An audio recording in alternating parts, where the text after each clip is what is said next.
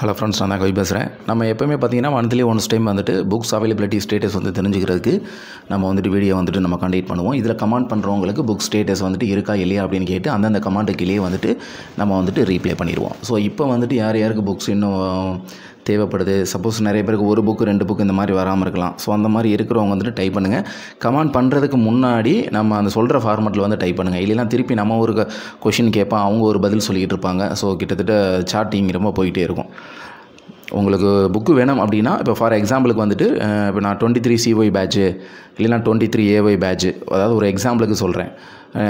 23 AY batch BA economics Tamil medium 3rd semester, அந்த புக்கோட name இது அவைலபிலிட்டி இருக்கான்னு அதை டைப் பண்ணிட்டீங்கன்னா அவைலபிலிட்டி இருக்கா இல்லையான்னு கேட்டு அந்தந்த கமாண்டுக்கிலேயே நான் வந்துட்டு ரீப்ளே பண்ணிடுவேன்.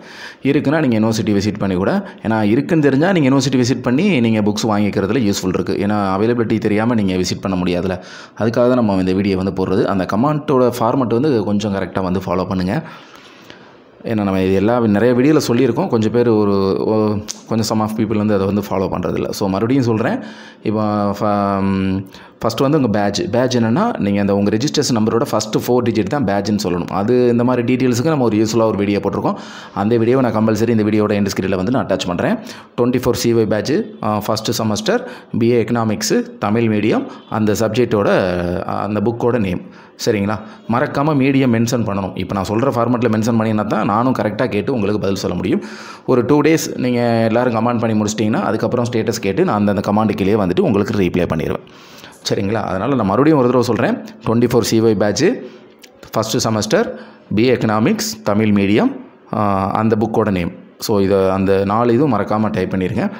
ஏன்னா இல்லைன்னா நம்ம திருப்பி அவங்கள்ட்ட மீடியம் மென்ஷன் பண்ணலைன்னு சொன்னால் அதுக்கப்புறம் மீடியம் மென்ஷன் பண்ணுவாங்க. புக்கோட நேம் மென்ஷன் பண்ணியிருக்க மாட்டாங்க, எந்த செமஸ்டர்னு மென்ஷன் பண்ணியிருக்க மாட்டாங்க, எந்த பேட்ச்னு மென்ஷன் பண்ணியிருக்க மாட்டாங்க. ஸோ இந்த மாதிரி கரெக்டாக நீங்கள் ஃபார்மெட்டில் டைப் பண்ணுங்கள்.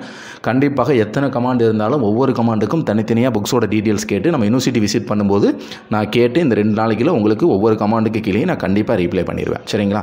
ஏன்னா இந்த April 24 எக்ஸாம்ஸ்க்கு வந்துட்டு உங்களுக்கு அது வந்துட்டு ரொம்ப யூஸ்ஃபுல்லாக இருக்கும். ஸோ இந்த வீடியோ வந்துட்டு கண்டிப்பாக உங்களுக்கு யூஸ்ஃபுல்லாக இருக்குன்னு நினைக்கிறேன். இருக்குன்னு தெரிஞ்சுன்னா மறக்காமல் உங்கள் ஃப்ரெண்ட்ஸ் சர்க்கிளில் ஷேர் பண்ணிக்கோங்க.